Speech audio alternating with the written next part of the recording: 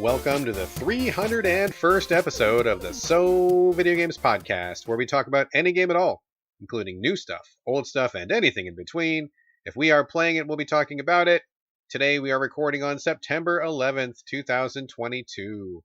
My name is Brad Galloway. I am the editor of GameCritics.com, and 50% of this here show with me is the man who's surviving through the smoke, Carlos Rodella. Yes, it's the apocalypse yet again, people. And the other apocalypse, yes. Yes, there's additional apocalypses that happen. Apocalypse, you might say. Oh, that's pretty good. Wait, that's the name of this podcast. Apocalypse, yeah. Wow, that's really fast. I'm going to jot it down. We'll see if anything better comes along. But we here in Washington have many fires going on, also in Idaho, so they come over as well. And we are getting smoke everywhere. Some places of Washington are getting ash that's just like falling like snow. And I think you're going to talk about this in a second, but I'll just lead us off with a lot of us are dealing with it in our lungs and stuff. Yeah. Because even just walking out, even with masks, I'm just having to clear my throat a lot. So I apologize at the top of this podcast. If you hear me clear my throat, it's because of the apocalypse. Yeah, same. I'm going to be probably coughing a little bit too. The air is just like really, really bad right now.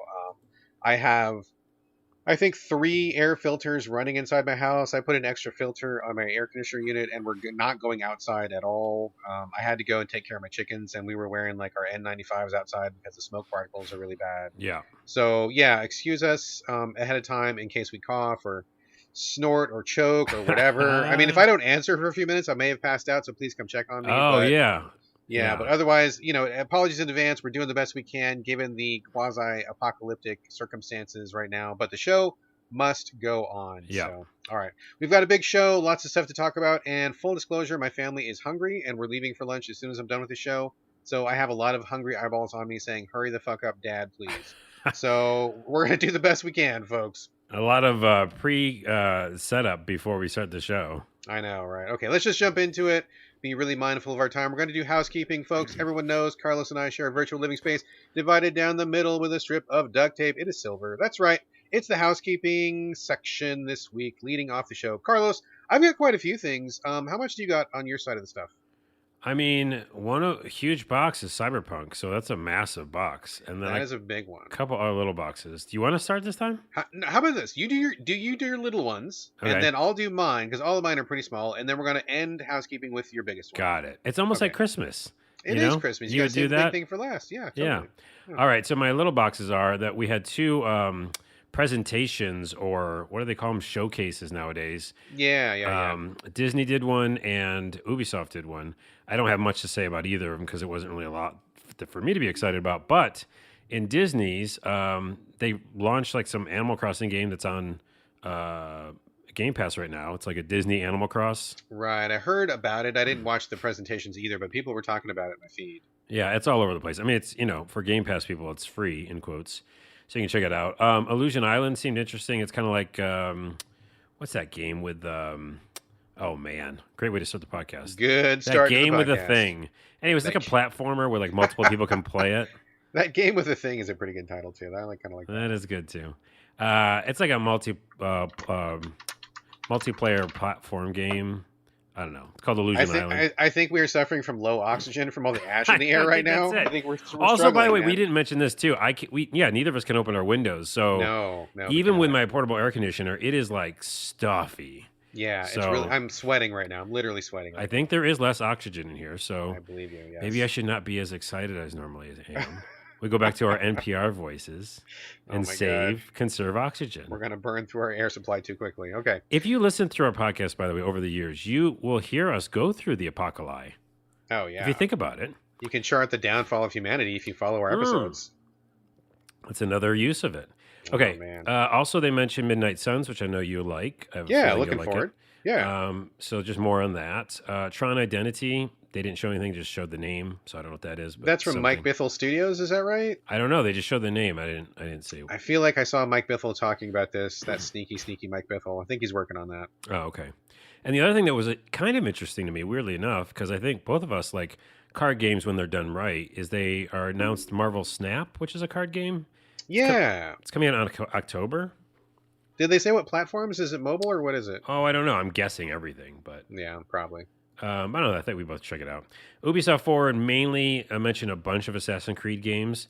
So I thought that was interesting. They showed like the new one and some other like many different ones. I was kind of confused on why there was so many little ones, like offshoot Yeah. Assassin's Creed games. Yeah. But the main one looked good. It would look like a return to form, which is interesting. Like, What was the main one? Was it Mirage? yeah, right, yeah. Okay. And it was like Assassin's old Creed school Mirage. Assassin's Creed. Like I'm going and getting people and being sneaky about it.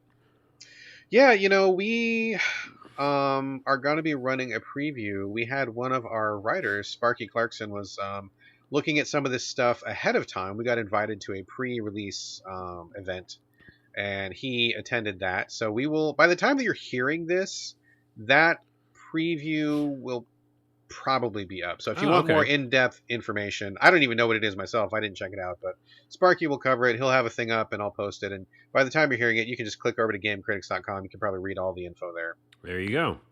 And then lastly, just Division, which I remember a long time ago having fun with when it Oh, first the Division? launched. Yeah. I think we both kind of enjoyed parts of it. Yeah. It was beautiful too, and really reproduced New York City really well. They have a new expansion, or no, it's not expansion. It's a free to play game in the world of the Division called Heartland. So it's like the middle of America kind of setting, and it's free to play. So interesting. Those can go wrong, but I really did enjoy the gameplay at least of Division. So it's free to play. Why would I not try it? Yeah. Heartland. Yeah. We shall see. I had a pretty good time with the Division. Myself, my wife, and former co-host Corey Motley were a trio. I didn't know that. Yeah, we played the entire Division campaign together, and we had a great time. Even though the game itself wasn't that great, but just it was good in a group setting. So I'd be up for more of that. I feel like the Division 2 didn't really capture what we liked about the original Division. So, I agree. Yeah, we'll see. All right. That's it for those things. There's obviously a lot more was discussed, but you guys can look it up on the internet. And before I go, my last little box is I just saw, I'm only playing a couple games right now, and one of them is I'm still playing Saints Row because I love it, and I've been all over Twitter about talking about how much I love it with other people. But someone just released a mod, which I can't play on my PlayStation, which is where I'm playing it, but a mod for PC that lets you do first-person mode.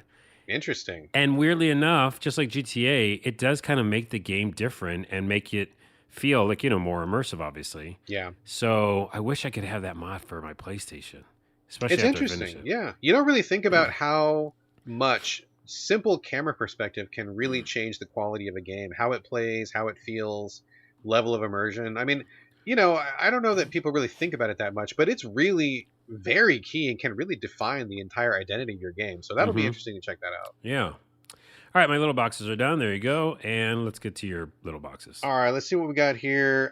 What do we got? First, heads up that Awesome Games Done Quick 2023 will be happening January 8th through the 15th. It is an annual charity speed running event, and I believe this year they are raising money for the Prevent Cancer Foundation. So Please Google that if you want to find out more information about that, but heads up. Also, I am I guess I'm on the Warframe wagon. I don't play Warframe anymore, but I really loved Warframe when I was playing it for several hundred hours. I even wrote a guide for it, and I did all sorts of stuff. I kind of fell off because it's kind of a full-time job, but I still love it. And for people who are still in Warframe or want to hear about Warframe, they are just releasing their 50th playable frame. And if you don't know, the Warframes themselves are basically the different characters that you can have in the game. You can switch between them at any time, and if you play for a while, you'll collect a bunch of frames. Like you'll go to your home spaceship, and you got them all lined up in your closet. You just pick out whatever Warframe you want. There's one of every flavor. There's like some that do electricity, some that disappear, some that have big guns. Like whatever. There's one Warframe for every flavor. So they're releasing their 50th Warframe. It's called Styanax, and it's free for anybody who logs into the game before September 21st. Speaking of which, I forgot to log in. I got to log in and get that. Oh. So if you are casual Warframer, hardcore, whatever, if you just are curious, log in before the 21st. You get this one for free. Also, there's a new expansion called Veilbreaker. This updates Warframe with a new single-player story quest, some new multiplayer boss stuff, and a bunch of quality of life stuff. This game just constantly growing, constantly evolving. I love it, and if I could clone myself, not only would I have weird sexual shenanigans, I would dedicate one clone to playing Warframe 24/7. If I could have two of me, That's something that would definitely happen. I love Warframe a lot. So. There's a couple things to break down there. We're not going to break any of But that. we're not going to do that at all. We're going to move yeah, on. that game just keeps on trucking along, man. Yes, they are definitely. Let's see here. Oh, the what is this? Ryu Ga Gotoku Studio, who are the creators of Yakuza and also Judgment. They're doing a game show. Speaking of, we just talked about the Disney stuff and the Ubisoft stuff. They're doing their own show. They're calling it the RGG Summit. And I believe that is happening in 3 days, September 14th. By the time you hear this show, you probably still have time to catch it. It's going to be 3 a.m. Pacific time, so pretty rough. They're operating on Japan time. Yeah. But, catch it on YouTube or something like that. They're going to be talking about everything they've got going. They're going to have English interpreters because I believe the whole presentation is going to be in Japanese. I believe there's also going to be subtitles. So check that out. Good. And, oh, man, I wrote down this really important thing about a game that I wanted people to know.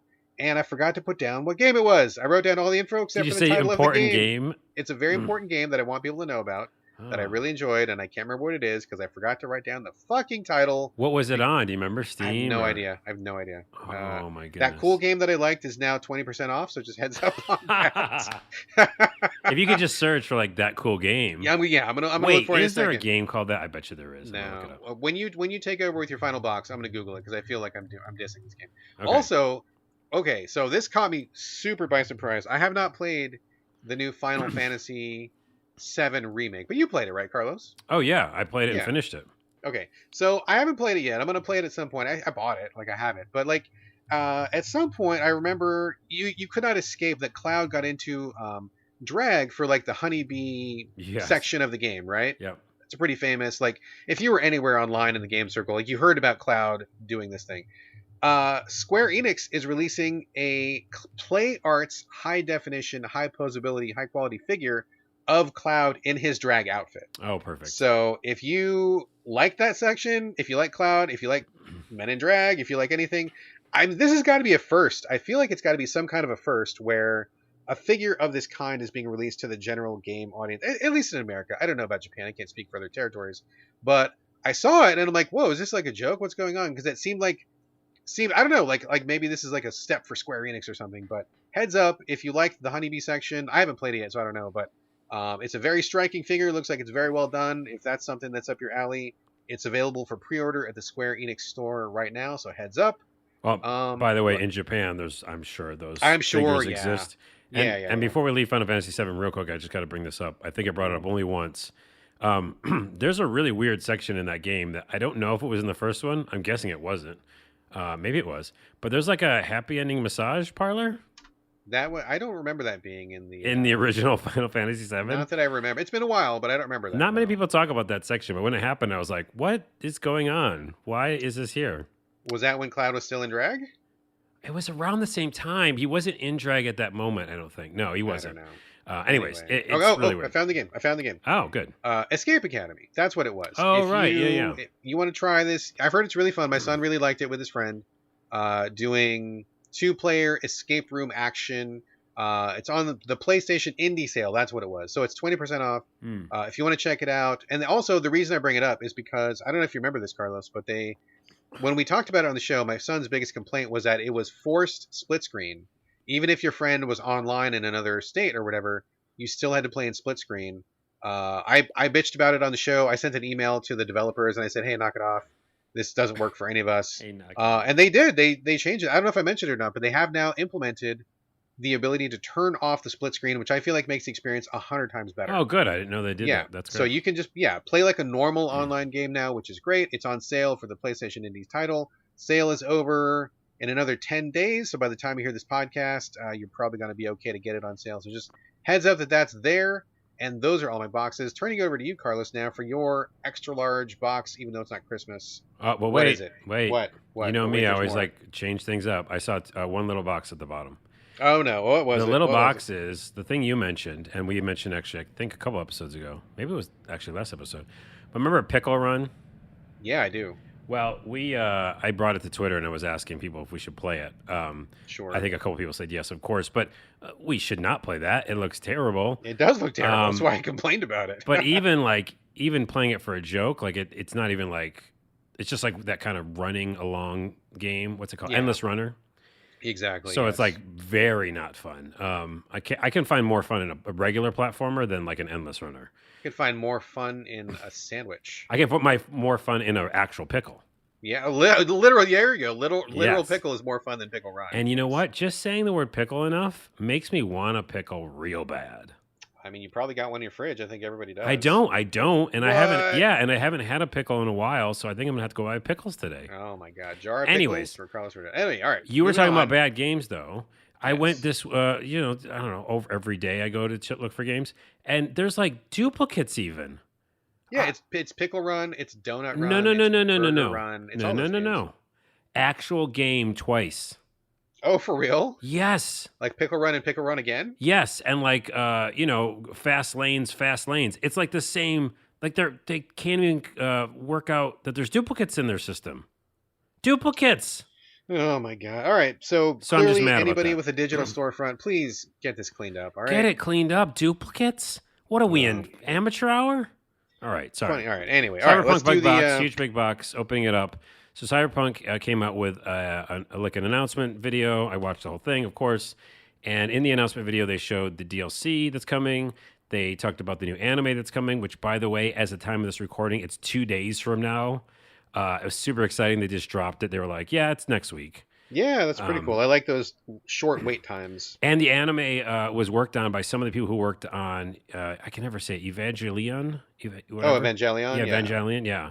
It just looks amazing. I mean, look really, really fun. And of course, I know everything about Cyberpunk. It's got characters from Cyberpunk, so I'm hoping Pan Am's in it. I'm really hoping.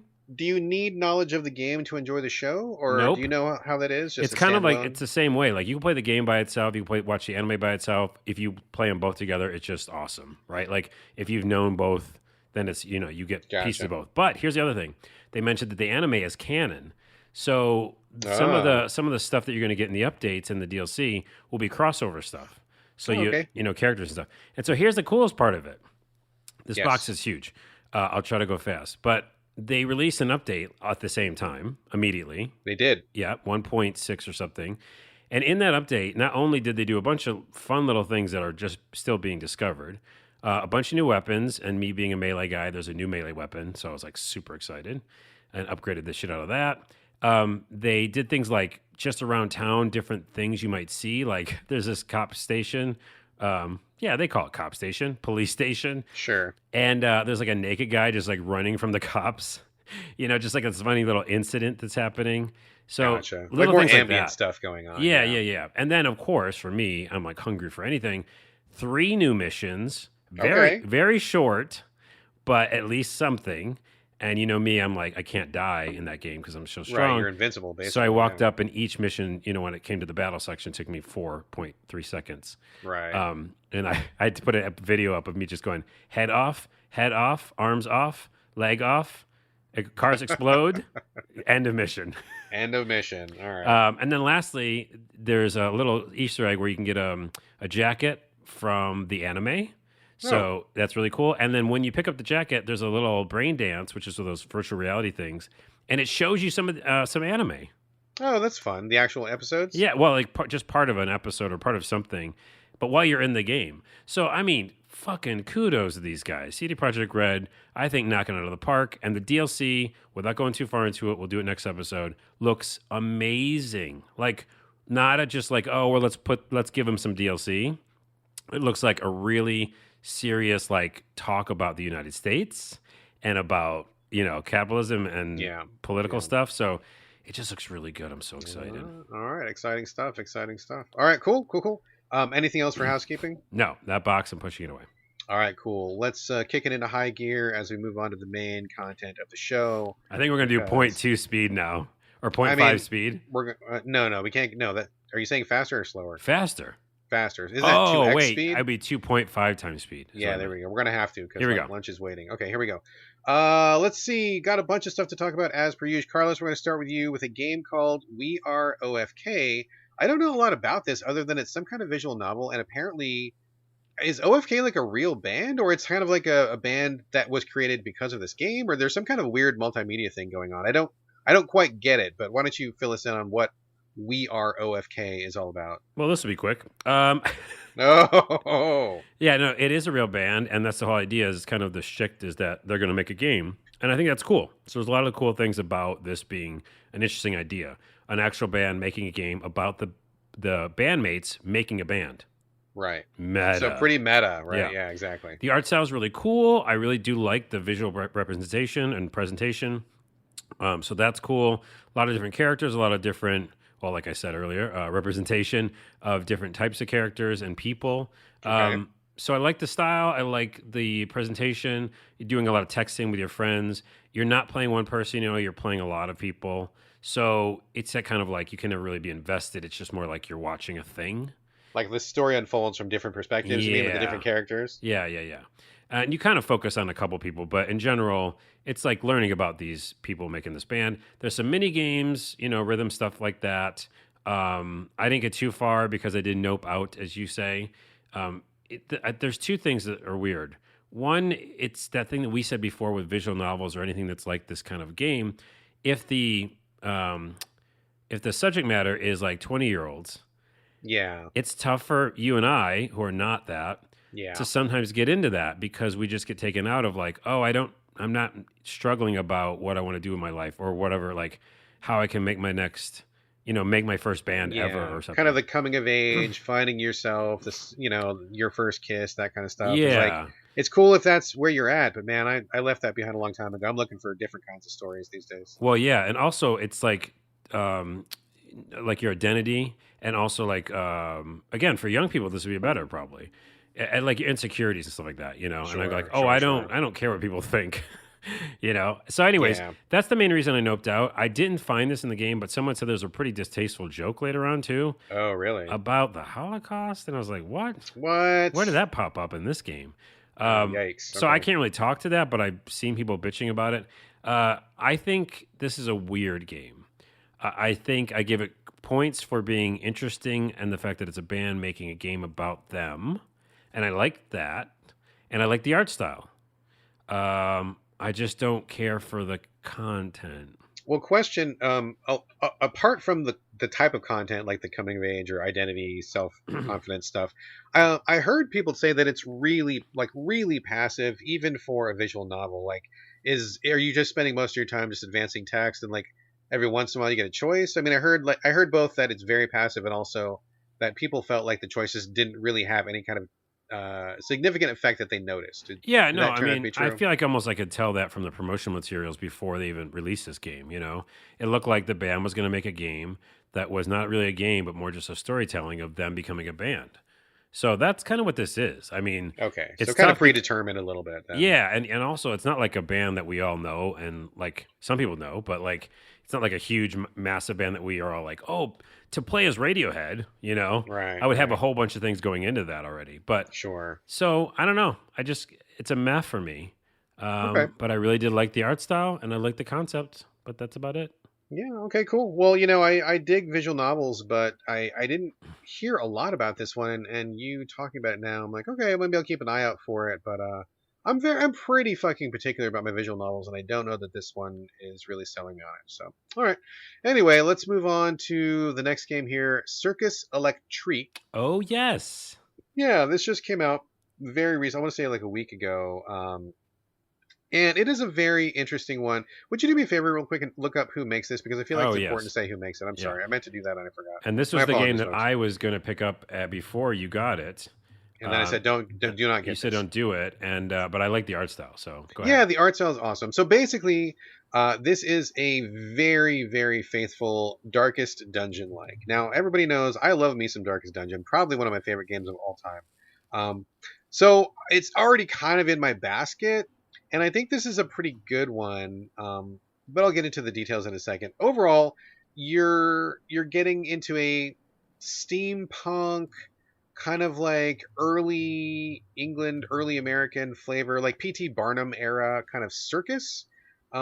This takes place in the UK where there are robotic things all over the place. Everybody's wearing like an extra robot arm or like some kind of weird eyepiece that's like cybernetic or some kind of robot drone following people along. There's robot animals. So it's like people and robot steampunk technology, but also it's old fashioned, but also it's like a circus.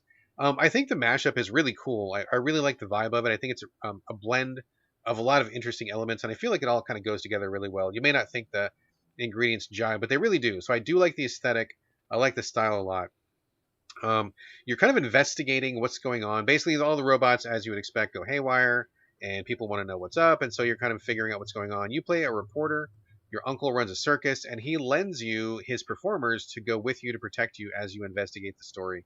It plays out very much like a Darkest Dungeon, but some things are slightly different. Like how you approach a map is different. Like you'll see different modes on a map, and I'm sorry, nodes. Got my M's and my N's mixed up there. There'll be like a fight node, a treasure node, a question mark node. It could be anything. There's a story node. Like you kind of pick and choose which way you want to go through the map with the eventual goal of getting to a boss. The combat itself is just like Darkest Dungeon. I'm going to say that like a million times, just like Darkest Dungeon, because it really is. You have a home base that's kind of like the town in Darkest Dungeon, where there's like a place to rest, there's a place to get upgrades, there's a place to recruit new members. You take people out in a battle, and the battle's just like Darkest Dungeon, where you're on your character's on the left, enemies are on the right. It's a 2D side view, and positioning matters. That was like Darkest Dungeon's big innovation, right? Where a person could have an ability, but that ability would only work if they were standing in the front. Like if there's 4 characters lined up, left to right, like they could only use their sword if in their front. And if they were in the second position, they could heal. And if they're in the third position, they could block. And if they're in the fourth position, then they could snipe. Like that was like Darkest Dungeon's big claim to fame, and it's really brilliant idea. They do the exact same thing here, where like your strong man, because you're in a circus, right? You got like a strong man, fire eater, clown, escape artist, a couple other things. Apparently there's 15 different classes to unlock. I have not unlocked all 15, so I don't know what else is coming. But like your strong man will be in the front of the line, and he'll hit you with a big barbell. But if he's in the back of the line, then he like flexes.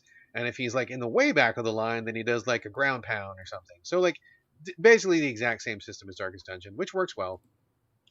And it kind of just is like that. Like it's basically just Darkest Dungeon, but you're playing a circus and it's steampunk, which is fine because there's not a ton of Darkest Dungeon likes out there, and I do like that game. But to be fair, I do feel like it maybe follows in the footsteps a little bit too faithfully.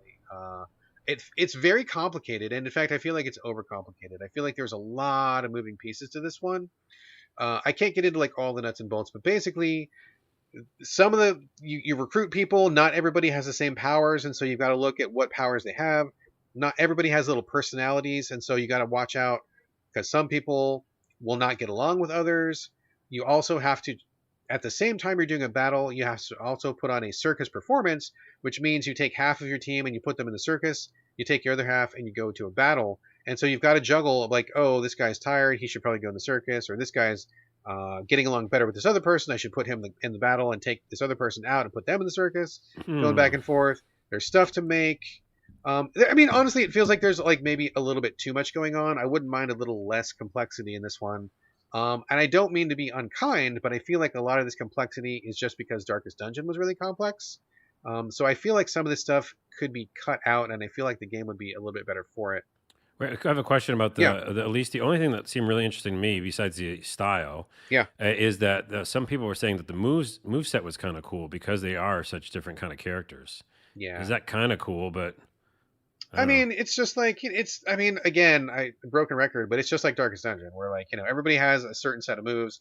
And if you like the steampunk circus, then there's all sorts of cool moves. Like the escape artist does like an electrified chain whip, or she'll hit you with electrified handcuffs. The fire eater will blow fire, of course. The strongman's got a bunch of like stuff that you expect a big buff guy to do. The clown, yes, but also if you've played Darkest Dungeon, it's exactly like Darkest Dungeon. So this review is just basically Darkest Dungeon then. I mean, it is, and I feel bad for saying that, but like real talk, it feels like a reskin Darkest Dungeon. Okay. So if you want more of that, that's what it is, and I feel like it's done really well, right? The people making this game, did you find out who made this? Zen Studios. Zen Studios, who makes all the pinball games. That's right. Yep. That's right. So they have made other games before, and like the workmanship is really good, man. Like this is a really well put together game. Looks great, sounds great, controls great. I haven't hit any bugs. It's really well put together. It's really polished. Zen Studios is a great studio. I have a lot of respect for what they do, and all their pinball games kick ass. So I really don't want to be unkind here, but I mean, just real talk. It's really close to Darkest Dungeon, and I wish they had pulled back a little bit more. and given it its own identity apart from like the aesthetics and stuff. But it's not bad. Like none of this is bad. But if you want more Darkest Dungeon, this is it. Well, I was just going to say, like we say that all the time, subjective, etc.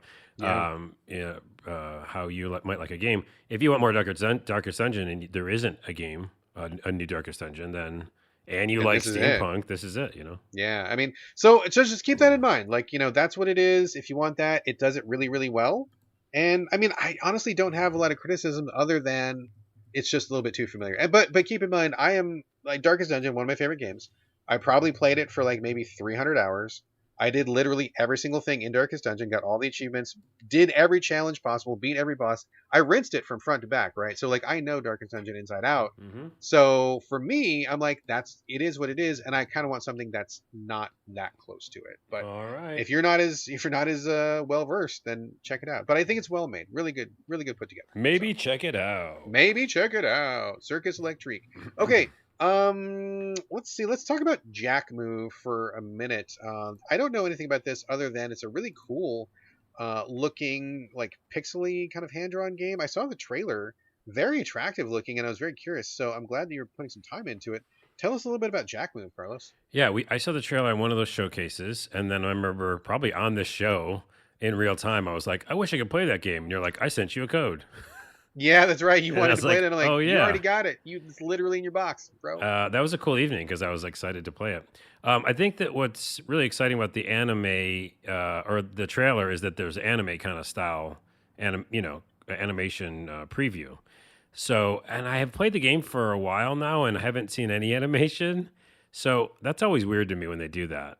Oh, interesting. You know, Okay. like Okay. I really like what they showed in that preview of this kind of anime style intro. And I'm playing the game, and it's a 16-bit pixel based style game, turn based RPG sci-fi, and I haven't seen animation yet, and I played it for a while. Okay. So, anyways, besides that, you play as a woman who's a hacker, vigilante type person. Okay. It's like a little town. It looks, 3/4 view, top down view style, pixel. And you're running around collecting things and then talking to people, doing story stuff. Is this kind of like a Zelda type, like overhead map ish kind of thing? You know what? We've got to figure this out because how many years have we done this show? I'd never know how to describe a game because Zelda's so anything I guess could be Zelda top down view. Like a 16-bit kind of like Link to the Past kind of Zelda thing? It's 16-bit-ish, okay, pixely, and it's 3/4 view. I guess that's the best way I could say it. Okay. Right? And it's like an open world town you can walk around in, like an open town. Yeah, Okay. these little villages and stuff. And then when you do battle, it turns into turn-based combat, old school. Like literally like Final Fantasy old school, right? Like 3 groups of enemies, you know what I mean? Like you're on the left and they're on the right? No, you're in the front and they're in the foreground, in the background. Foreground. Oh, okay. Okay, You know, foreground, that background. style. Got it. Yeah, Like yeah. a Dragon Quest sort of. Dragon Quest is what I meant, yes. Gotcha. Okay. Anyways, what's cool about the game is one, it's just pretty fun. Like the turn-based, even though it's turn-based, do you have a lot of options of how you can customize your move set? Because basically, and this is a question I have for the developers, it's a cyberpunky kind of world, right? And the story, by the way, is that your dad gets kidnapped. He's like maybe got some special plans for some sci-fi things that people want, and you got to go find him. That's the beginning. And you talk to your buddy who's kind of like your hacker buddy, and he helps you out with a lot of like things. But you're upgrading your deck, your cyber deck. Oh, okay. And I'm gotcha. confused though, because it actually changes you yourself, your body. So like, here's an example. Like there's a cyber deck move you can add to your, not card game, but it's kind of like this, your, what's it called? Not rollout, loadout. Your loadout. Yeah, your loadout is like, do I want to pick a bunch of things? Again, you have RAM and you have like software and hardware. Is this game taking place in cyberspace? Like, That's what I'm asking you. Okay. And I'm realizing right now, by the way, this whole episode of the podcast, I apologize. We're going fast enough. I feel like I'm fucking up. But it's software and hardware and all that stuff. And it doesn't make sense to me because you're playing as a real woman and she's fighting real bad guys, right? But when she does her moves, like one special move, she like disappears for a minute and then reappears because she's going through cyberspace.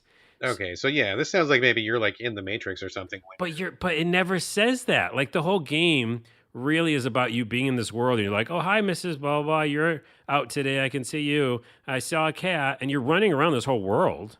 But then when you go to the combat, it's this cyber stuff.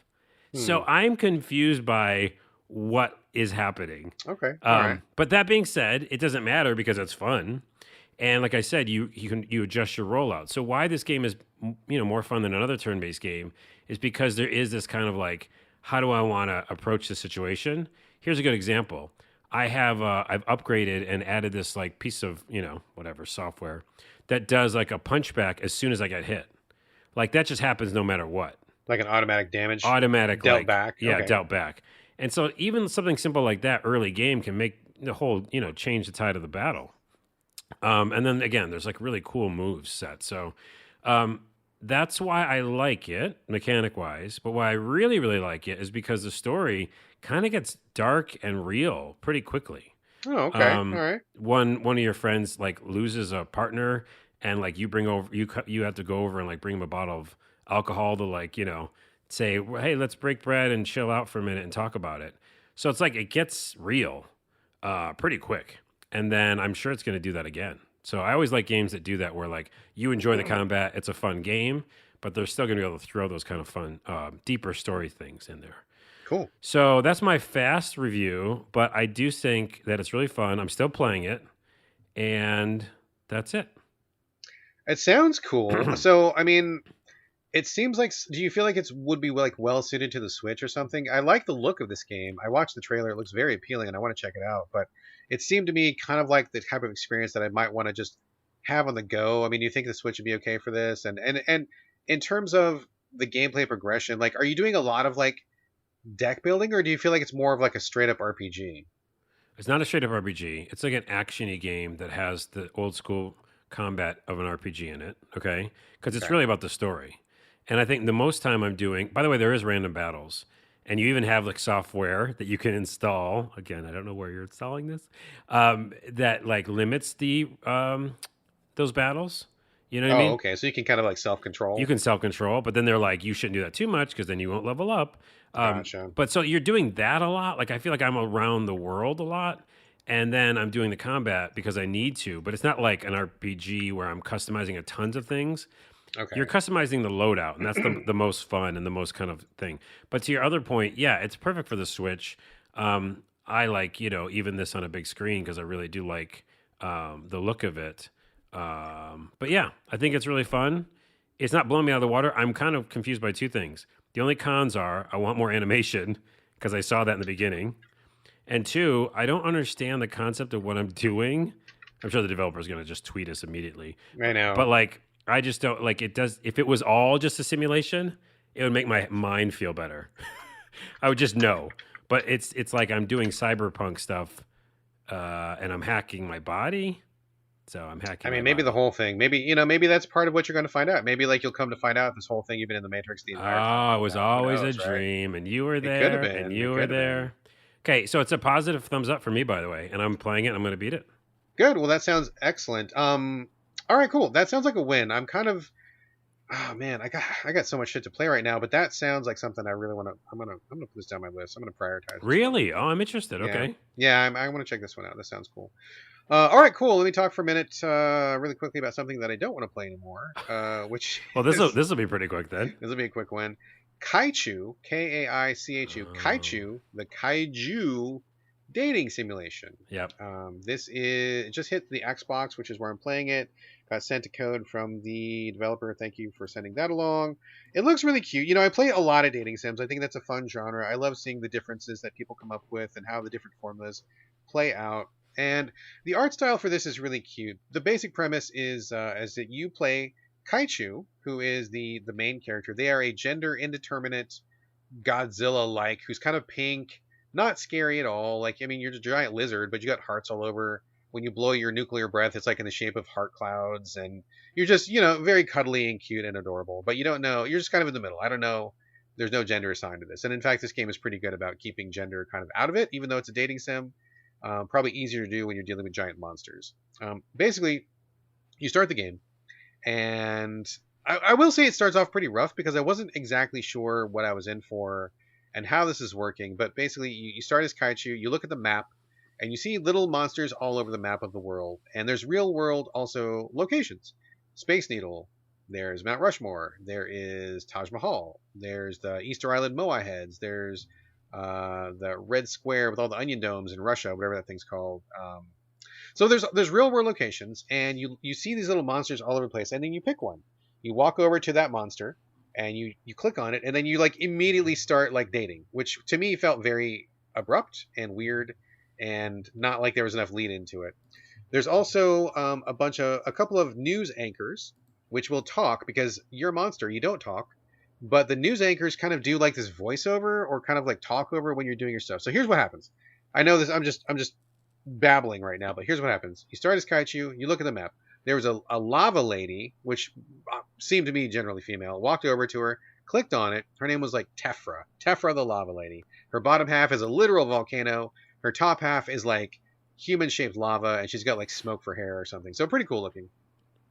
And then like as soon as you click on her, you're on the left side, Tefra's on the right, and then the news anchors who are in a news studio somewhere on the world are doing voiceover for what's happening, I guess. They're like reading the date questions.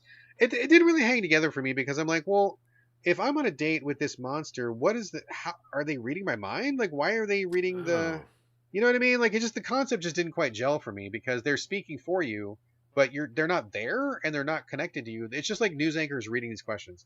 So basically they're like, hey, do you like sports? And you don't know if the other person likes sports or not. So you can choose between like strong affirmative, neutral, or negative, right? And sometimes it's always like that. It's always one of three choices, right? So like you're like, yes, I do, because you don't know what to say. You're just kind of guessing. And Tef the volcano will be like, sad face or happy face or neutral face, and you just kind of like guess your way through it. So I didn't really understand some of the logic for some of the questions where it's like, oh, is family important to you? And I'm like, I mean, I can answer as myself as Brad, but I feel like I should probably answer as Kaichu because I'm role playing this game. Right. And I just don't, I just didn't have any basis for who I was. I didn't have any basis for who they were because in most dating sims, you get to talk to people first. Like you jump in and you play a character. You talk to these other characters first for a little bit. You find out their personalities. Hey, this is the sexy lady who's also a bitch. Hey, this is the really nice dude who's hunky but he's kind of dumb. Hey, here's the nerd who probably looks like he's a freak under the sheets. Mm-hmm. Like who knows, right? Like you don't know, but at least you have something to go on. But here it's just like pick somebody at random. There's like a moth. There's like the volcano lady. There's like a armadillo guy. There's a sea monster. And like I don't have any context for who they are or what personality is. And so you just like stumble your way through the questions. You're basically just guessing. And so I got kind of pissed off at this because I don't like guessing. It felt like a waste of my time. So I restarted. The same questions come in the exact same order. So what you really have to do is just play it once. Write down the answers of what they like and what they don't like. And then you come back and you can just answer them all. It just feels very mechanical and just very like difficult to get into it mood wise because I don't feel like I'm relating to anybody. I don't feel like I'm a monster looking for love. I feel like I'm taking random stabs and then I'm just like redoing it so I can get the right answers. Yeah. Pretty shallow. So that was kind of unsatisfying, right? And like a lot of the stuff is just really straightforward. If you answer correctly, then you beat up a city with your partner. If you don't answer correctly, then you kind of like shrug at each other and nothing happens. So if you successfully tear down a city, that means you've answered a lot of questions correctly. But it doesn't lead to anything. Like nothing happens when you destroy the cities. Like I beat up the, I don't know, whatever.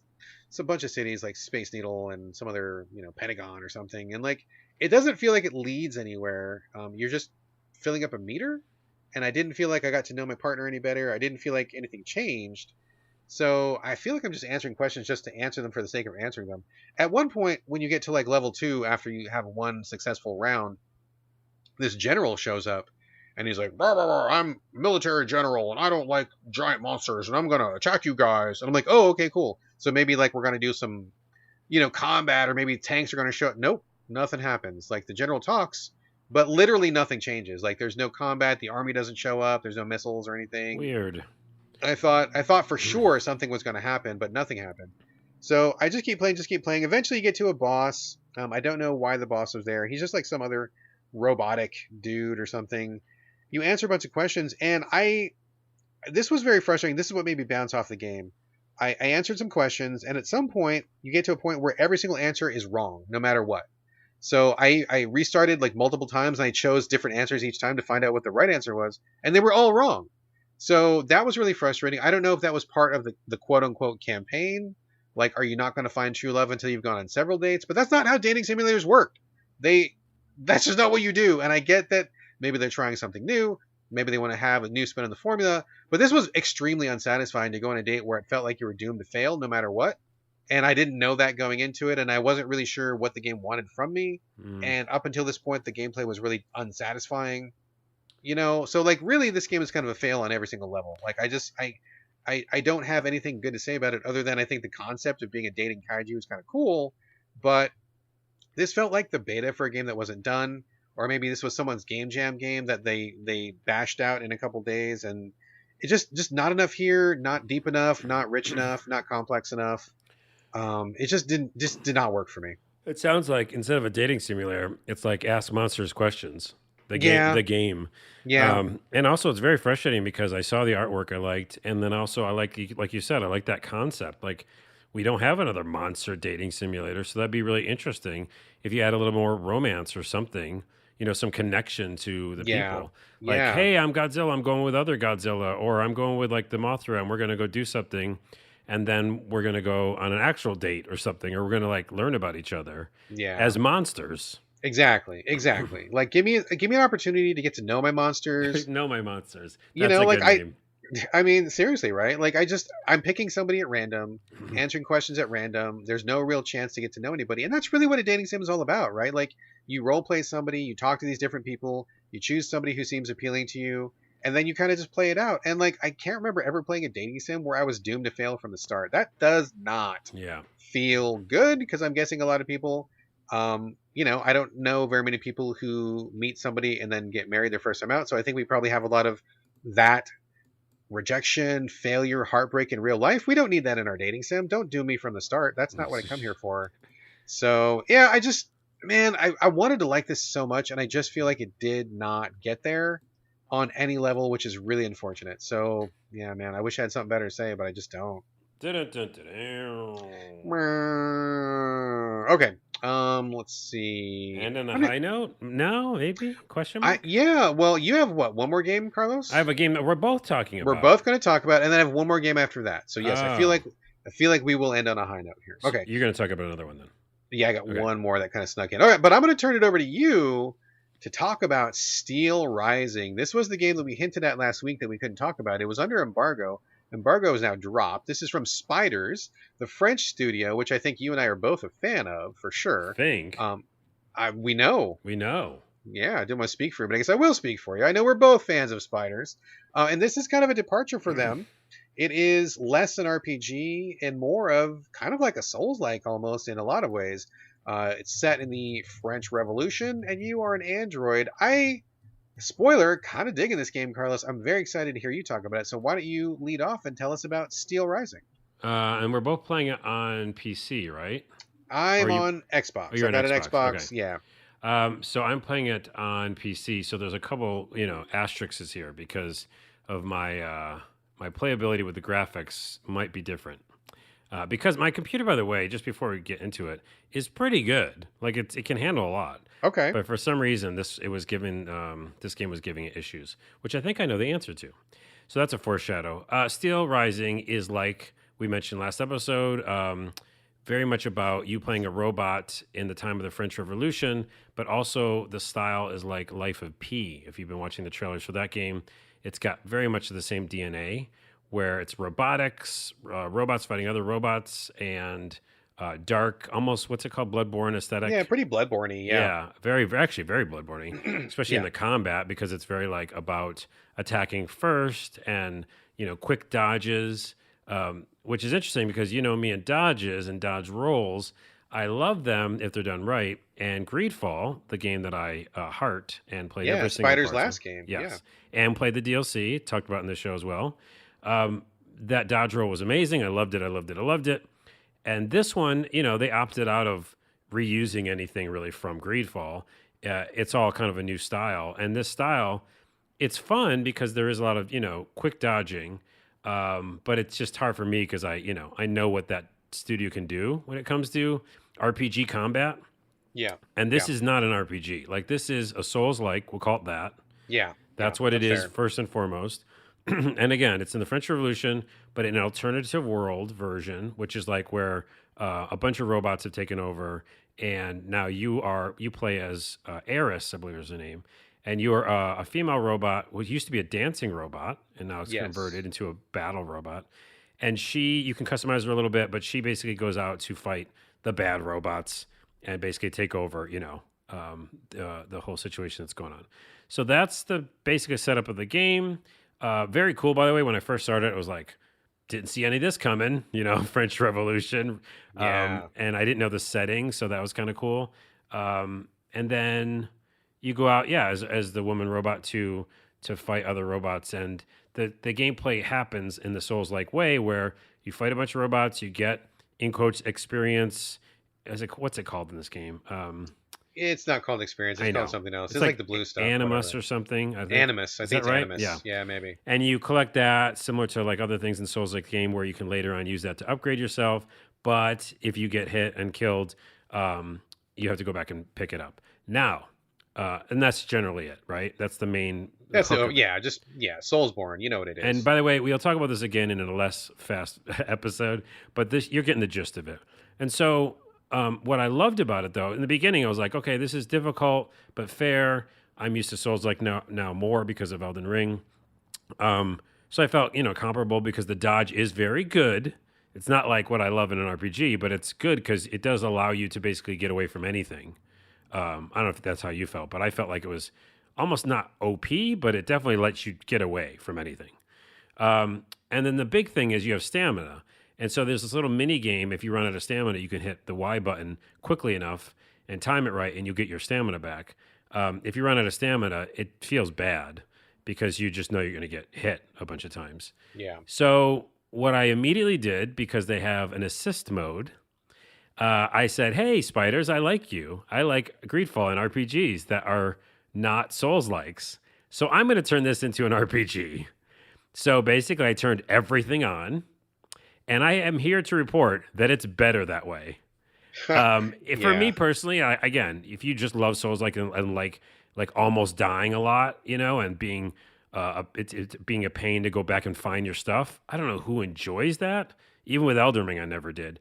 Yeah. I don't, right? And I love spiders, but I think this is such a departure for them in that way that my, TDLR or whatever it's called is like TLDR. Yeah. TLDR is that I don't think they should have done it. Like if this was a straight up Greedfall RPG in this setting, I would be like coming to you gushing, like crying happiness and being like, this is my new favorite RPG of all time. But this is a Souls-like game. And so for me, yeah, the short takeaway is I don't like what they did with this game. I don't want to play this from Spiders because Spiders is really good at making RPGs. The other thing I'll say, though, is when I turn the assist mode on, and I'll turn it over to you, is that it basically makes your stamina come back immediately. So you're It's not very really fast. Yeah, Yeah. you're not really worried about that. It's still a little bit. You could still get caught here and there. But and so I'll hit Y or whatever. And then you don't have to lose your stuff when you die, which is just makes it more fun because Yeah. the bosses and stuff are still challenging. It's still like, not a really simple game, but turning those two things on, I think it made it like a fun experience. Yeah. I have more to say, but what do you think on the things I just said too? Well, I totally get where you're coming from, right? So so just full disclosure, I like this game a lot. I think it's really cool, but with the caveat that I think it is a very poor Souls-like. Like I don't think it's that sounds crazy to say, but like I play basically all the Souls-likes. And this it's too janky, right? Like the control is really janky. I don't know about you on PC, but like the camera on Xbox drives me fucking insane. I hate the camera. The combat is not as tuned, it's not as tight, it's not as airtight as I would want. I mean, it's hard to follow in From's footsteps, right? And they just released what is maybe one of the best Souls likes ever with Elden Ring. That's a very tough act to follow, and I think anybody would be pretty foolish to try to follow that up. So, with the knowledge that I do not think it is a very good Souls-like in terms of control, I don't like the dodge very much. I don't think it's Oh, you don't? Interesting. no, I don't, because I feel like enemies hit you too often when you try to dodge. Well, the Um, frame, the iframes and all that stuff is off, yeah, you know. yeah. And by the way, we'll just mention this here. The frame rate jumps around, and I've heard people on like the best PC in the world have issues with it. So I think it's just on the like developer Yeah, side. I think it's a PC problem because I'm playing on an Xbox and there are a couple options like, oh, do you want performance mode? Do you want graphics mode? And I'm like, no, no, no, just give me frame rate mode. And it's been smooth. I haven't had Oh, any okay, problems with frame rate. okay. So I think that maybe they're just not as adroit on PC as they are on console. But like even without that, like it just doesn't feel. I take hits that I feel like I shouldn't take. I miss shots that I feel like should hit. Like the dodge roll doesn't feel great. Countering can just get fucked because I don't like the countering in this game at all, the parrying. But okay, so I've said all this, and it sounds like I don't like this game, but actually I really like this game a lot because of the stuff that you said, where you can turn off the Souls-like features, where you give yourself faster stamina, you make the enemies a little bit weaker, you don't have to do a corpse run. Like when you take out some of that punitive stuff that is kind of known in the Souls-like genre, it becomes way more easy to let go of the parts that Spiders doesn't do right because Yeah. you're not constantly getting your ass punished for it. So I appreciate that, right? And it was a smart move. I think that maybe they anticipated they are not in the same camp. They're not to the same level as FromSoft. Like, and who is really, right? It's not a criticism of Spiders. It's kind of a, I mean, when you're following the world's best, what are you going to do? You're always going to be second best, right? Like you can't. Can I don't put an generally- asterisk there? Yeah, I go can't ahead. like keep Go my ahead. mouth shut for that because, Go ahead. and we all agree to disagree on this. I know, but I don't necessarily think that every game that has Souls like stuff in it is trying to compete with FromSoft because, like you said, it's not even just like they can't, but they don't have to. Like I think too many Sure. times we put games in buckets, and like I just think of as each game as a new experience. So like they're doing some of the same elements. Yes, they're not doing them in quotes as good, but I don't think they were probably ever trying to. So I just had to put that asterisk out there because I don't. I mean that's fair. You know what I That's mean? fair. I get what you're saying, but I definitely feel like this is in the Soulsborne genre, and like one of the hallmarks for me. I mean, maybe people disagree, but I feel like if you're going to be in this genre, one of the hallmarks is really tight controls, really tight hitboxing, hurtboxing, really tight dodge roll and iframes and stuff. That's kind of key to having like an optimal Soulsborne experience. So whether they were shooting for it or not, that's what I'm looking for, and it's so Bloodborne-y in some ways. That's exactly what my brain is ready for. Yeah, because your brain's ready So, for it. Okay, that makes yeah, I mean, sense. I'm primed for it. So Yeah. it looks like Bloodborne. It kind of seems like it's going for Bloodborne. But regardless, I really like that they gave you those options. That makes it great. But the thing that really sells me on this game is not really the combat, but the ambiance, the setup, the premise. That's where Spiders is really strong. Like, regardless of what you think of Spiders games mechanically, some of them I think are great, some of them are not so great. I feel like they always hit it out of the park in terms of concept. So I love their concept. I love their just the style, the mood, like being an automaton or an android in revolutionary France. Like your owner is like Marie Antoinette wearing the Yeah. white powdered wig, right? Forgot And to you get mention set that. off into Paris, which is ruined by these other automatons, and you're meeting these dudes in their frocks, and you're like in these weird steamy workshops, and like it's fucking awesome, dude. Like I love it. I love the way your character looks. Like it's so cool. Like her janky animation, but I think it's supposed to be janky because she's like this old school automaton, right? Like she's like her joints are kind of weird looking, and she moves like a marionette, which I think is awesome. Oh yeah, Her she's an gun- ex-dance robot. yeah, yeah, And yeah. some of those moves, by the way, reminded me of Sword and Fairy. Oh, really? Because she Okay. has a special move. I don't know if you remember it, but like there's this really big, like kind of dancing special move. And it's beautiful to I watch. think you mentioned it. Yeah, I didn't play that, but you Yeah. mentioned it. I remember you talking about that. So I like the way it looks. I like you can change her clothes, and she's got these like floppy, fancy French revolutionary clothes. Like it just looks awesome to play. And I love that her weapons kind of pop out of her arms. And she's just everything about it is just fucking cool. Cool factor is really, really high for me. I And agree feel like with you. Yeah. yeah, for me, the cool factor really matters a lot, and the ability to take some of the sting out of it really helps that. So I'm able to look past the jank and just enjoy it for like this really, really solid classic Spiders B experience. I think that's really great. Tons of weapons, and all the weapons are very different. I think that's really cool. Um, the only real downsides that I think I would want to bring to Spiders' attention. Number one, the lighting feels really off to me. I was really struggling. I don't know if it's like this for you on PC, but I feel like this game is very dark, too dark in some ways, and I just could not get it to a place where I felt comfortable with the lighting. How was the lighting for you? Yeah, you're right. Because even like some of those like apartments or houses you were in, Yeah. and I was like trying to look for books and stuff. I was like, I need to turn the lighting up. I did. I remember I went to the settings and I turned it up. So by default, it's too dark. I think is what Yeah, I it do is. think I feel it's a little bit too dark. The combat I wouldn't mind if it was tighter, a little bit more tuned, but whatever, that's fine. I can live with that. But the other thing that really kind of is harshing my mellow, and I don't know if this is true for you, but there's a lot of weapons, and the weapons are fucking cool. Like you've got a gun that pops out, and each weapon has an alt mode, which is again just like Bloodborne, right? Where all the trick weapons had two modes.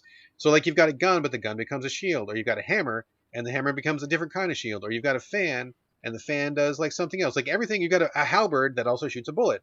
Like you've got every weapon is really cool and interesting, but the problem is I feel like the power curve goes up pretty quickly, and upgrade materials are very scarce, which is something that FromSoft is pretty famous for before Elden Ring. I feel like in Elden Ring they really got super generous with their materials, which was great because if you're going to give me a bunch of cool weapons, please let me play with them. Like I want to experiment, but I'm to the point in the game now. I don't know how far you got. I feel like I'm probably at least a third of the way through, if not half. I'm to the point where I have to stick with my one weapon because it's the one that's upgraded, Yeah. and I don't have any other materials. And I want to use the fans. I want to use the magic wand. I want to use like whatever, and I can't switch because the enemies are so tough that I'm not doing enough damage. So I have to stick with the hammer, and the hammer's awesome, but I want to like change it up a little bit, and I just don't have enough material. So that's a bummer. I wish you could switch back and forth Can I between all the weapons easily. Yeah, Can yeah. I say what I think they're doing there? Because I think they want you to use one weapon, because they're giving you all of them early. If you remember, we get them early, You get a bunch, yeah, right off the and bat. so but they're not upgraded like you said. So I think it's about picking one because I already did. I picked the super fast knives or whatever Okay. they are because I'm about fast in and out dodging, Sure. or big time. Usually I'm about strong melee weapons. So I did do that two handed whatever it is for a while, but it's real slow. I mean, it's Yeah. really slow.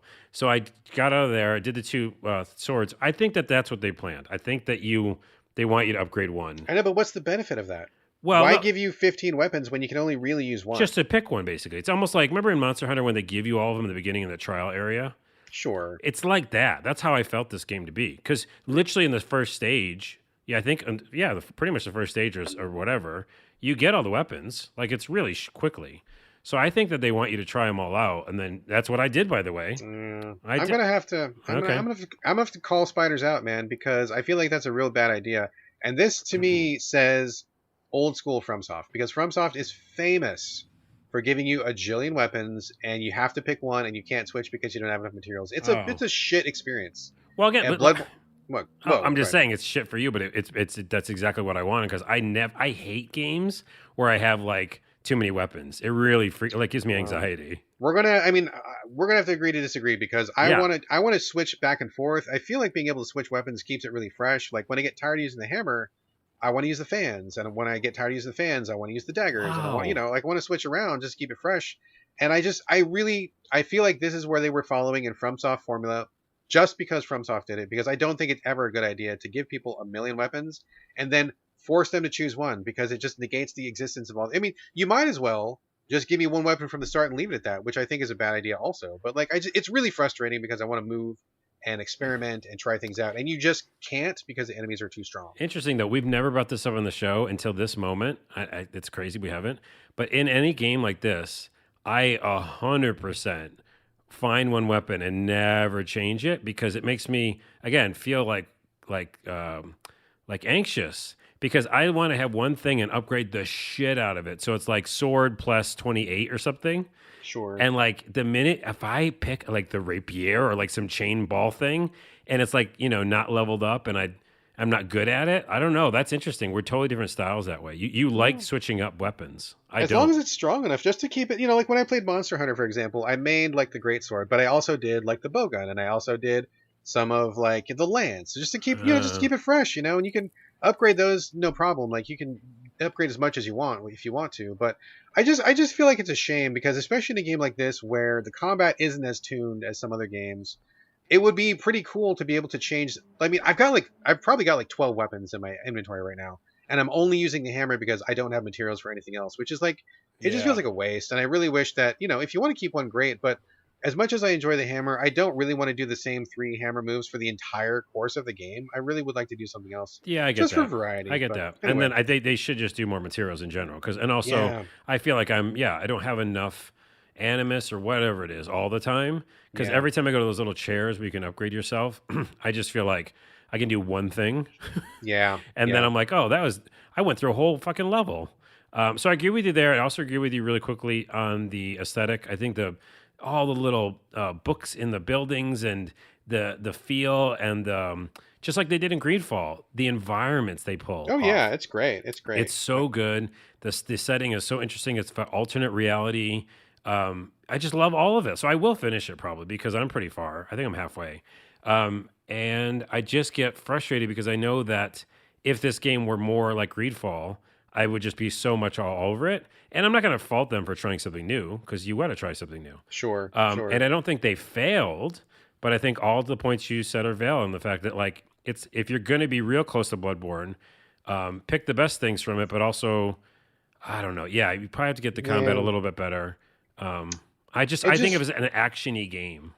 yeah. I mean, I agree. You can do an action game and it doesn't feel like a Bloodborne like, but this one feels like I definitely feel like they are taking lessons from FromSoft just because FromSoft is doing it, and they're not the only ones. I mean, like pretty much almost every game in the Souls-like genre right now is doing stuff that From does because From did it, not necessarily that it makes their game better or it makes sense in their game. And I need people to break out of that. Like, Yeah, there's a few games that do their own thing, and that's great, and I really like those a lot. But like, and I don't, man, I feel like we're being negative, and I really like this game a lot. I really want people to understand I'm enjoying this game very much. I'm definitely going to try to finish it. It's a great B experience. I love it. I just, from a design perspective, I understand that developers love FromSoft, and I get it. I love it too. But you don't need to copy that, and I need you to do something a little bit different because you're not FromSoft. FromSoft is already FromSoft. all right. Well, So do your own thing. We're gonna move on. we're gonna move on. We're also gonna not say the word FromSoft anymore on this episode. We get Yes. it; they're great, but I will say again, piggybacking off you, I think there are some issues. Yeah. I will stand by the fact that if this was a Greedfall game, world combat style with this style, Sure. I would be like nines. You know? I mean, I'd be right with you, dude. I would play it just as well. I think that would be a Yeah. great way to go too. So But that being said, it's still really fun to play. I think you should buy it on a discount. Unfortunately, sorry developers, because it's $50, right? So it's yeah, pretty I think so. expensive. Yeah. I think there's a lot here that's really good, Agreed. and I would say that because it doesn't fit enough values of the I don't even want to say the word anymore of that style that they're going for copying. Yeah. But just do what we said. Turn the assist mode stuffs on. It's don't think you're like you have to get good because it just actually makes it more fun in my opinion. Agreed. Don't this game is not technically sound enough to demand that level of performance from a player. So don't go there. Just turn on the assist mode, enjoy what it does well, and I think you'll have a good time. That's a good way to say it. All right, that is Steelrising. I mean, thumbs up for me. Sounds like a thumbs up for you It's a also. thumbs up for me, and I'm gonna beat it. So All right, cool. I'm gonna try too. Okay, one last game, and then we got some stuff before we go here. This is a big surprise to me. This game came out of nowhere. I did not know anything about this game, and I gotta say, it's pretty fucking good. I love when that happens to me. That's like my favorite thing. It's called. Oh, shit. you don't know And the name of it? I do. I wrote it down, but I wrote it down in shorthand. God, I suck so You're using much. shorthand? Well, okay, no. I left Real shorthand? That's a real thing. No, no, no. It isn't a real thing. No, I wrote it down as a note because I'm like, I'm just not going to write the full title down because I Oh love this my game so much. goodness. Of course, I'm going to remember the full title. This is And now that awesome. God, This it is sucks 2 in one so bad. episode, which means it's a twofer. That's It's what a I call twofer. it. Yes, yes, yes. And I'm out Okay, of it's water, go. so I'm choking. Drink your water. I apologize in advance to the developers. I completely suck. It's called Gerda, Gerda, A Flame in Winter. That's what it's called. Gerda, A Flame in Winter. This is coming to us from the publisher Don't Nod, who is for the Life is Strange games. It is not made by Don't Nod, but they are picking it up because I would assume, feel like it's in their wheelhouse of narrative games. And I think it's a really smart grab. I think this game is great. I don't know the name of the publisher or the developer right now. I'm finding it. Hold on, I'm finding it. But this came out of nowhere. What it is basically a top-down kind of isometric game. You have very small levels, and the setting is World War II. So you play a woman named Gerda, and she is half German and half Danish? Oh, man, Danish. I think that's right. This is I the think that's right. Danish. Yeah. Yeah, I think that's right. And so her dad is a German, her mom was a Danish woman, and she's in a Danish village that has been occupied by the Nazis. And it is like full on Nazis. There's German, there's swastika, they're wearing that stuff. They talk about Hitler. If you're sensitive to that stuff, the developers do give you an option to quote unquote turn off objectionable material. I left it on because historical accuracy, and I don't know exactly what that would change. I imagine they would take the swastikas out. Maybe they would change Hitler's name to something else. But basically, this is pre-World War II. You play Gerda, who's in this town, and this is a narrative, kind of like a narrative RPG, very small scale, where you start the game and they set it up, right? Your boyfriend is a Danish guy, your dad is a German guy, and they both meet you at the train station as you're getting off from wherever it was you're coming from. And right off the bat, you have to like talk to them and make choices between them, because sometimes if you're pleasing your Danish boyfriend, your dad gets kind of pissed because he talks shit about the Germans. If you play up the German side too much, your boyfriend gets pissed because he's like, fuck you, you guys are invaders. And the entire game is about weighing those relationships, right? It's got a really interesting menu system because they break it down and really gamify it. But I feel like in this particular case, that works really well because every time you make somebody happy, you get a +1 in their column. And you can pull up a little window on the side of the screen that says, what's your relationship with the Germans? What's your relationship with the Danes? What's your relationship with the doctor, with the priest, with the so-and-so and so-and-so and so-and-so? So you can constantly like see how you are standing with someone. And that's important because if you have cred built up with them, you can get them to do things for you that ordinarily they wouldn't do. You want to try to like get them on your side as much as possible, but also stand by your morals, but also keep in mind that if you like somebody too much or they like you too much, it's going to sour somebody else. So for example, you're in a clinic. You're the nurse of the town, and the doctor is profoundly anti-German. He is a Danish doctor. Germans come in with an injured guy, and they're like, hey, you got to take care of our guy. And the doctor's like, fuck you, I'm not helping anybody, right? So this is like immediately tense. You're caught in the middle of this because the doctor doesn't want to heal the guy. The guy who's injured is a patient, do no harm, etc., etc. But he's also a fucking Nazi. So like, what do you do, right? And you have to like negotiate this discussion. Every time somebody says something, you have a choice to say, oh, I support this side or I support this side, or what do I want to say? It's really tense. It's really fucking tense because I feel like it's very easy to identify what's going on in this game. I feel like it's really well written, and the scenarios are very approachable. Like it's not hard to understand what's going on.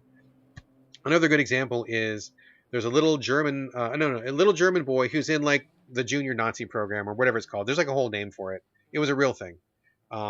He comes up and he starts talking shit, right? And your choice is to either, hey, fuck you, kid, you're a fucking kid, get out of here. But his dad is the local commandant, right? And he's going to roll up with his jackboots if you fuck with his kid too much. So it's like, do you be extra nice to the kid because you know who his dad is? Or do you treat him like a shitty kid because he's a fucking shitty kid? Like, what do you balance? Like, how do you negotiate that, right? And I don't know that there's necessarily a right or a wrong. I think it's just like in the situation. There's often choices where you're like, talking about how you feel about the situation. It's like, oh, we're just going to endure. I hope no one gets hurt. Or fuck those fucking Nazis. I want them out of my town. I want them all dead. Like you kind of swing back and forth. And you, the player, can choose how you feel about these situations. And that will in turn affect how people relate to you and how you go through the world. It's really, really, really, really well done. It's simple. It's clean. It's streamlined. I love that they gamified it in this way. I feel like it's really effective for getting the storytelling across. All these scenarios I've seen so far, super identifiable, like really easy to just to imagine what would I do in this situation, right? Like It's very, very powerful so far. I will say that the graphics are nice. They're okay. They look a little bit washed out on the Switch. I don't know what they look like on PC. I believe this is PC Switch only. And they're fine. I think it's okay. It gets the job done. I think the menu system is really good and clean. Lots of good UI that you can just get all the information you need. And if there's a choice that you can't choose because you don't have enough cred with somebody or because you don't have a certain item or something, it's grayed out. So it really kind of tells you what you should be doing or how you can go about doing things. I mean, I just feel like this game is really well put together all the way across. It's very small. Every level is really small. Like the clinic is just a couple rooms. The local market is just like one big market. Your house is just a couple rooms. And you kind of go from place to place in kind of an episodic type scenario. But I love the scale of it. I feel like it's really smartly designed. I feel like everything is as it should be. Everything works in service of the whole. And I'm having just like a really marvelous time with it. It really came out of nowhere to surprise me. But this studio, did you find out what studio it is? Yeah, Port-a-Play. Port-a-Play, that's right. It's kind of like portable play, which can make sense. I don't know if they've done anything else, but what I see here in Gerda is really excellent stuff. I don't know how much of this is real, if this is based off a real person. I feel like a lot of it is probably fictionalized, but the situation absolutely real. I mean, there's countless stories of villages who were invaded by the Nazis, and it's about how do you survive? Do you support the resistance? Do you go along with the Nazis? Like, are you violent? Are you passive? I mean, this is real shit. Like, this is real shit that people live through. So even if this game is fictionalized, it's not hard to imagine this being a real thing. I'm really impressed with this title. I think it's quite good, honestly. It seems like also a really good way to tell these stories. Yeah, like in this format, RPG light, they're calling it. Where you're yeah, making choices and going through things, but then also like learning about it. Almost like the Assassin's Creed games do that, like historical mode. yeah. I mean, that's not anything close to the same style of gameplay, but yeah, it looks really cool, and I like the art style. Port to play. Check this game out, Greta. Gerda. Gerda. That's what I meant. Gerda. Yes, it is Gerda. I think it's just so good. I just think it's really, really well done. Gerda, A Flame in Winter, published by Don't Nod, made by Portaplay. Really a surprise winner out of nowhere. So check it out. Check it out. Check it out. And I think that's any of the last games, Carlos. No, that's it. You, and my voice is done, so we're done. Okay, we're in the home stretch here. Really quickly, before we end the game's content, just a shout out to people who gave us some retweets this week. Always really appreciative of that. It's Angry Starfish 1, thank you very much. Zolbrod, thank you. Dave Morrison, thank you, Dave. Kurt Sasso, thank you, Kurt. And good friend J Monster, one of my homeboys from back in the day. What up, J Monster? Thank you very much. So shout out to all those folks for the retweets. Really appreciate it. Also, just a really quick aside, had a very great conversation with listener Angelus Novus 7 this week. I'm not going to get into what it was about, but cool dude. We had a great chat. Obviously, listener of the podcast, so that was really nice to spend some time and get to know one of our listeners. So good to chat at you, Angelus Novus 7. And I think we're pretty much done. But one thing before we go, what do you got before we go, Carlos? Anything before we go? Yeah, quickly a few things. One thing, as you're mentioning, people watching the show, talking about the show, talking about Saints Row. I was talking to DX from YT is at his Twitter name about Saints Row. So shout out to him for all the Saints Row talk we've been doing. And then also, before you go, Roach, I didn't mention this, but Roach Race, the video game inside Cyberpunk, based on the horse Roach from The Witcher. Do you know about there's a video game called Roach Race in Cyberpunk? I did not know that. I had no idea. It's an arcade cabinet you couldn't play. Now you can play it. Okay. So it's part of the new update. And so you can play it in the game, but you also can play it on mobile. So it's a game that's out right now. It's just Roach Race, and it's a platformer basic thing. It is that kind of endless runner game. I normally don't like that, but because of the, each level you finish, like Geralt runs out and runs after Roach. Oh, that's funny. It's funny. So that's the thing. And also, I remember that I have to go back and finish Witcher because a new season just finished wrapping, and I didn't give enough attention to it. I know we both noped out of it, but I think I'm going to try to see it through. So I'm going to go back to it. I finished season 2, and I thought it was bad. I think they're trying to be Game of Thrones too hard, and they're not being enough Witcher. I did not like season 2 at all. I might do it. I don't know. And also, the reboot's coming out. Not reboot, but the remastered visuals is coming out this year for Witcher. I don't know. Although we probably aren't going to play it because we played 200 hours. Man, I spent literally 200 hours. Man, I'm good on Witcher. I love it, but I'm good on it. Real last before you go is Cobra Kai. New season's out. Yeah, so I heard that. If you've watched that before, I like it quite a bit. I'm binge watching it this weekend. So. All right, cool. Okay, one more thing before we go here. Let's see. I just watched RoboCop with my kid the other day. Classic RoboCop with Peter Weller. That is a real trip to watch right now because I don't know if you've seen it recently, but all of the dystopian elements in that show, as in like media whoring, privatized medicine, corporate malfeasance, that's actual stuff that's happening now. This is a sci-fi dystopian cautionary tale, satire in some ways. And I'm watching this and I'm like, Jesus Christ, this is all real stuff that we're living in now. I wish people would stop taking sci-fi movies and using those as templates for reality because those are supposed to be, don't do this. And yet we keep doing this. Yeah. I don't need to live in the world of RoboCop. So that was kind of scary. Movie holds up, though. That is a kick-ass movie. It is. Really, really good. Speaking of movies, watched Romancing the Stone recently. Did we talk about this already? We already last talked week about it, yeah. We did. But I just found out. Did I talk about that it was written by a woman? Did I talk about that? I don't think you did. I didn't realize this. My wife is a pro at IMDb. She always finds these factoids, right? And I didn't realize that Romancing the Stone with Michael Douglas and Kathleen Turner. If you haven't seen it, go see it, please. Total classic. Written by a woman, which is fascinating to me because as we were watching it, almost no misogyny, almost no sexism, really fun, great relationship, exciting, lots of adventure, but it avoids all the bullshit that was in Top Gun, which I railed about last week, where Yeah. Top Gun is a gross ass, nasty movie written by a bunch of fucking dudes thinking through their dicks. So it's interesting to see how differently a movie from the same time period can be, where one I found like was borderline really offensive and one still awesome. So I guess I think it's all about the writer, and in this case, this lady who wrote this movie, great job, and it just shows that you don't need to participate in the tropes of the time. So Okay, but hold on. I have a tangent for that. yeah, The only one of the main things I remember from that movie, because I watched it when I was a kid, of which one, Top Gun or Romancing the Stone? Stone, Yeah. is, tell me if this is correct. There's like they're always like they're falling down this muddy slide thing. Oh, one of the most famous scenes in history. Yeah, and he lands in her, like, in between her legs. Absolutely, he does. Doesn't his face land between her legs? He totally does. It So totally now does. you're saying it's written by a woman. Hello. I mean, Do you get what I'm saying? You get you get what I'm saying? I mean, she's trying to give some advice to the viewers. That's what I'm saying. Instead Hey. of it like the guy lands on her like in a sexual position that way, I remember that moment vividly. Oh yeah, That dude, just for sure. his face lands there. Yep, and he seems very happy about it. Right. She's surprised, but he's very happy about it. Isn't that so, funny? Oh my goodness, I've never knew that moment yeah. until now. And you said the women writer. Okay. Okay, wait. Tangent on your tangent. Yeah, Double please. tangent. So there was a. It's funny to me when people self-own themselves on Twitter, right? So there's this guy who said that he was. This is a tweet that I saw. So this is not my personal information. I just saw this on Twitter and I was rolling my eyes. This guy on Twitter said he was getting bent out of shape because he was roommates with a trans man. For those who are unclear what that means someone who was born a female person and transitioned to being a male. And he said he was getting pissed off because this trans man was getting so much play with ladies. And he's like, what the fuck? And he's like, I listened to them having sex in there.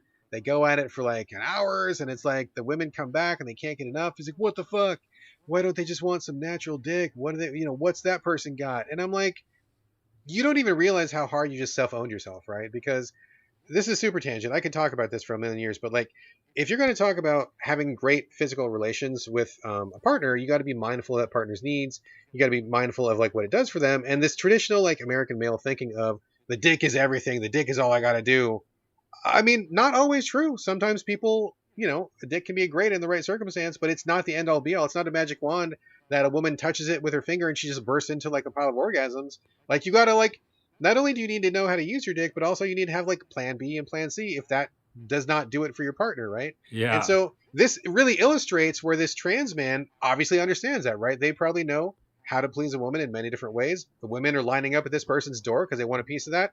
More power fucking to them, because if you're the kind of guy that just thinks I'm going to stick my dick in you and that's all I got to do, that ain't it, bro. Like that ain't it. And it's like, I mean, I'm just going. Welcome to Sexcast. Welcome to the Sexcast. And real talk, dude. Real talk. No, but I'm gonna.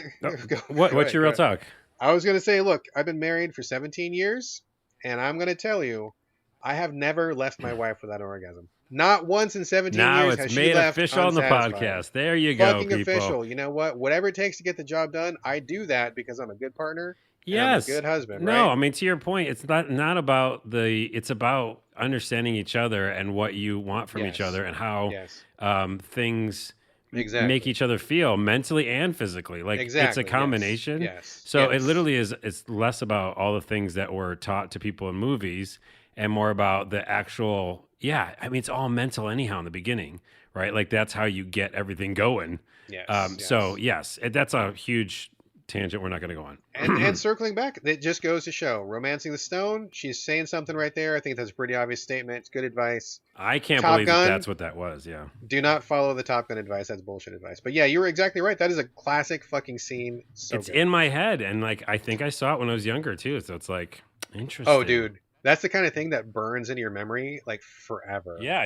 Yeah. Wait. Anyway, I have one more memory then, Yes. because I've never said it before. Are you going to say Working Girl? Oh, never Roland mind. Griffith? It's a long. It's going too much of a tangent. Remind me to bring it up some other time though.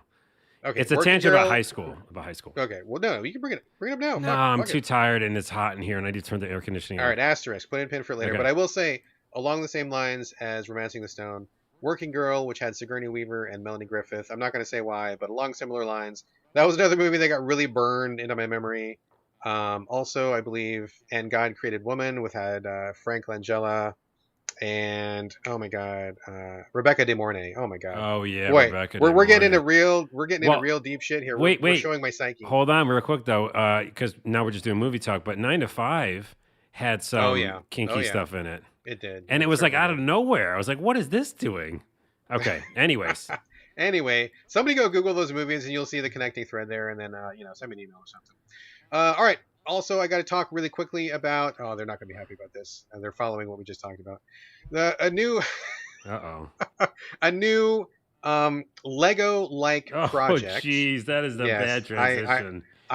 well, okay. Well, the company's called Funhole, No, so you just I made it guess worse. I can't. You can't be too mad. It's Oh called no. Funwhole, Funhole, which gave me pause. And when I talked to my wife, I'm like, "Hey, would you No, like no, to no. check out this Funhole?" She's like, "What the fuck did you just say to me?" It is. It's called Funhole, and it's like Legos, but not Legos. They sent us a box for review purposes, so thank you to the Funhole company. I love saying the word Funhole. It's really Oh fun. my goodness. It's kind of like this little cabin. It's got like all the all the usual Lego bricks that you would think. It's a really nice, well put together, beautiful little structure. But the real selling point of this thing is actually they're very smart because I don't know if you know this, Carlos, but Lego, they put out a lot of houses, a lot of buildings and stuff, and they don't add any lights. There's a few very, very select, like Lego Technic or Lego Mindstorms, where they incorporate electronics. But if you're talking about the Lego, like cityscapes, the gas station, the library, the apartment building, there's no lights in those, right? And you can actually go online and find people who put out unauthorized Lego mod kits that will give you lights. And my wife loves these, right? She likes the Lego houses, and so she'll buy a mod. It comes with these tiny little light bulbs and a bunch of fucking wires and instructions about how to, like hot wire your Lego project to have these lights. And it looks amazing. When you get a little Lego town and it's dark and you turn on the lights, it looks fucking awesome. And we've always wondered how come Lego doesn't do this. That's exactly what Funhole is doing. They're giving you a similar Lego approach to like a building, structure, house. Looks very cool. But they're including lights in that package. So you don't need to get a mod program. It's already in there. Comes with the lights, comes with the wires. The instructions are hardwired into the basic putting together of the thing. It's really great. And so I think it's really cool. My wife is working on it right now. She's about halfway done with the project, and she's got the lights in there and the wire. It's really, really nice. If you like something that looks like this, I definitely recommend it. I will say, to be fair, problems. Problems are that the Legos don't quite fit together as smoothly as real Legos, but that's a problem shared by every fake Lego in the world, right? Like all of those like Mega Blocks or like whatever those other competing Legos are, they don't.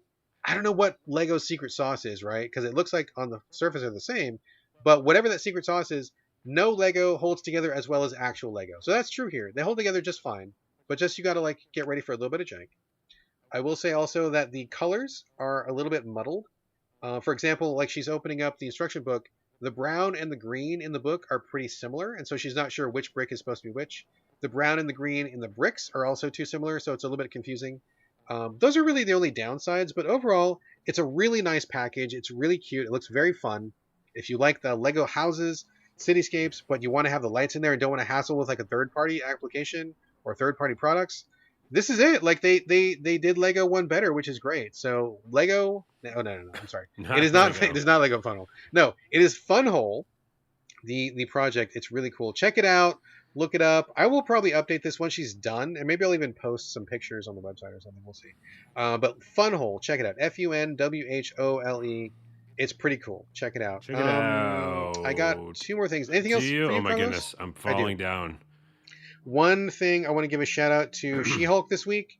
They had a cast special appearance from the guy who plays Wong, the Sorcerer Supreme, and he was with. Are you watching She-Hulk I right will now? never, ever watch that show. I'm sorry. It's really fun. It's the It's only. really fun. It's another one of our agree to disagree. I can't handle the CG. I just, in general, in my life, Doctor Strange was the same way. I am over. This is a long tangent. I mean, I don't want CG anymore. I don't want it anymore unless it's that's going to totally be 100% like the next gen quantum computer stuff. I just don't. I'm sorry. No worries, no worries. So that's fine. I mean, there's definitely a few moments where it's obviously CG, but I will say it's really a fun show. And this week they're leaning into the fun, which I really appreciate because Sorcerer Supreme Wong had a problem. He needed to go to She-Hulk for her to solve it because she's a lawyer. And along the way, they pick up this like total drunk party girl. Her name is Madison, and like she starts hanging out with the Sorcerer Supreme, and it's the fucking funniest thing ever. He's like all kind of pent up and kind of like cranky, and she's like kind of boozy and trying to get him lighten up, and they watch like The Sopranos together, and at the end of the episode they're just kind of just like palling around. Their dynamic is so fun. I totally want to see these two become just like not a couple or anything, but just like buddies on the show, or like their back and forth was so enjoyable. It was really like just pure laughs. I loved it. Right. So good stuff. Shout out to She-Hulk for that. Wongers and Madison. I want to see more of that. And finally, a couple of shout outs to real life people. My really good friend Daniel Durant, who was in the recent Oscar-winning film Coda, which I worked on, which you may remember from me talking on the podcast. Mm-hmm. He's moving up in the world. He's on Dancing with the Stars. I was so surprised. I just found out. So he's the second deaf person to be on Dancing with the Stars, and he has got his partner. He's down in LA right now. He's doing the show. He's posting videos on his Instagram about like the workouts and the routines and stuff they're doing. I'm so excited for him. Daniel's an awesome guy. A lot of women think he's a real heartthrob, real handsome dude. He does real well with the ladies. I can attest to that. And I'm so excited for him to be on this like huge, network, giant TV show. So shout out to my friend Daniel Durant. Out. Also, shout out to my friend EJ Cardona, who is a wonderful singer. You guys probably never heard of him. He works a lot in Disney theme parks. He was in Hunchback of Notre Dame on Fifth Avenue here in Seattle. He's done a lot of like projects. He's got a singing group on the side. Wonderful guy. I love EJ. Wonderful, wonderful guy. His brother is actually on The Voice right now, and he got picked by John Legend to be on his team. Whoa. So my friend's younger brother is on The Voice right now, and I'm so fucking excited. I love their family. They're cool people. I'm rooting for them from all the way in Seattle. So shout out to the Cardona family. I hope that they do really, really well. So there you go. That's what I got, and I think that's going to do it as a show. Shall we wrap, Carlos? Yes. I don't know how we got to so long of a show, and we went fast. We did. I'm exhausted. We're done. We're wrapping it up. Folks, this is a show. As always, we want to get your questions and comments. Hit us up, sovideogamespodcast@gmail.com. We're on Twitter @SoVideoGames. Hit us up individually. Carlos, where are we sending your traffic this week? I don't know, this podcast. This podcast. Just listen to it, okay? Just listen to the podcast. Listen to the podcast. There you go. As for me, same as always, Twitter, Instagram, it's my name, BradGallaway, all A's, no O's. And that's going to do it for episode 301, which also brings us to season 4 of the So Video Games podcast. We break it up by 100 episode blocks, and I'm very excited because now when I post a show, I can click the button that says season 4. I've been waiting for it for months. Cool. It's a very small thing, but to me it means a lot. So season 4 of the show, 4. episode 301. Thank you all again for getting us here. Thanks for listening. Thanks for joining us here on the So Video Games podcast, and we will see you next week. But in the meantime, this is bye from Brad. And bye from Carlos. Turning on the air conditioner. Literally. Here it comes. There it is.